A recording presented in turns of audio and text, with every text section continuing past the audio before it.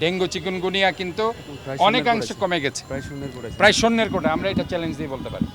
আপনি পুরো একটা কিউলেক্স মশার বিস্তার লাভ করেছে। এটা আমরা ইনশাল্লাহ আমাদের যে ফগার স্প্রেয়িং আছে এটার মাধ্যমে আমরা এই কার্যক্রমগুলো চালাবো। বাট এডিস মশার লার্ভা ধ্বংস করার জন্য বিটিআই এর যে ইকুইপমেন্টস আমরা নিয়েছি, যেটা আপনার শিকাগো থেকে, এটা ইফেক্টিভ রেজাল্ট দিয়েছে, যার কারণে চট্টগ্রাম শহরে আমরা এখনও পর্যন্ত ডেঙ্গুর আক্রান্ত হয়েছে অথবা ডেঙ্গুতে মারা গিয়েছে এই ধরনের আমরা এখনও পাইনি।